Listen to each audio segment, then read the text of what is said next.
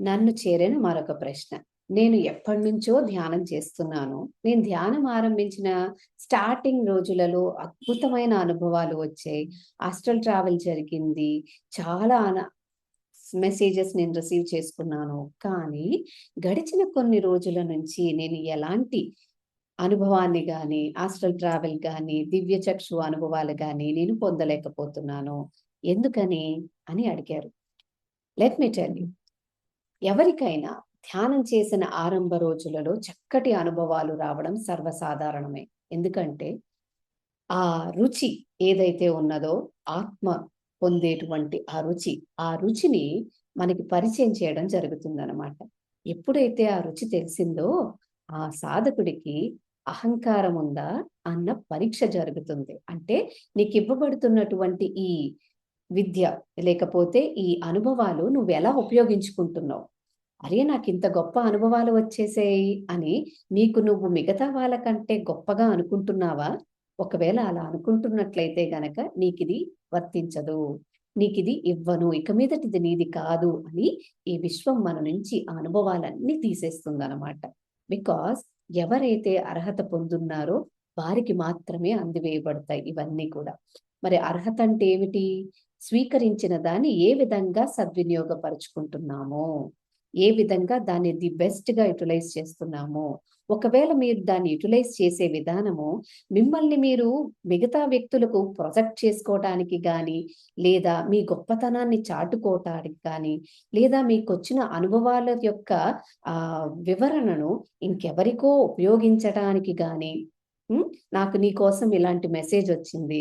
నీ గురించి నాకిలాంటి విషనొచ్చింది అని ఇంకెవరికైనా చెప్పటానికి గాని, మీకున్నటువంటి అనుభవాలని ఉపయోగించుకుంటున్నట్లయితే మిత్రమా, అవి మీ నుంచి తీసివేయబడతాయి.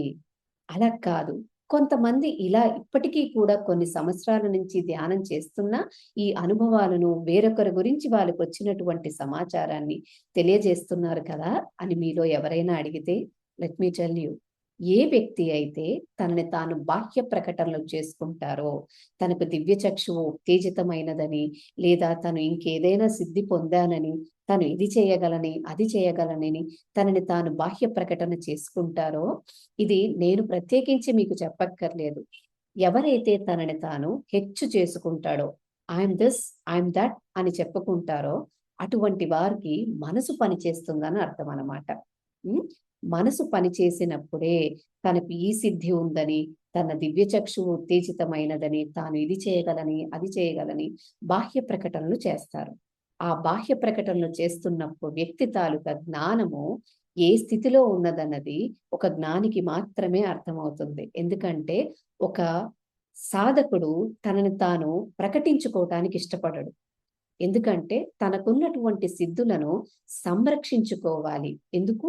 అవి ఎంత పవిత్రమైనవో, ఎంత బలమైనవో వారికి తెలుసు కనుక. సో, బాహ్య ప్రకటనలు చేసే ఏ ఒక్కరు తాము నిజంగా సిద్ధి పొందిన వారైతే కారండి. ఇది నేను చెప్పానని కాదు. మీరైనా కాస్త ప్రాక్టికల్‌గా ఆలోచించండి. ఒకానొకప్పుడు ఉన్నటువంటి సిద్ధ పురుషులు తమని ప్రపంచానికి తామకి ఇటువంటి సిద్ధులున్నాయని పరిచయం చేసుకోలేక, లేకపోతే ప్రపంచంలో ఉన్న మాయని తొలగించలేకనా? కదా! కాస్త ఆలోచించండి. ఎప్పుడైనా ఒక వ్యక్తి తనను తాను ప్రకటించుకుంటున్నారు అంటే, అధపాతాళానికి పడిపోవడానికి తనను తాను సిద్ధం చేసుకుంటున్నట్లే లెక్క. ఇది సాధన విధానము. ప్రకృతి ఆ సాధకుడి జీవితాన్ని చూస్తూ అంటే వీక్షిస్తూ, పరీక్షిస్తూ వారిని ఏ మార్గంలో ఉంచాలో తెలియజేసే విధానం అన్నమాట. Thank you so much. మరొక్క వీడియోలో కలుద్దాం.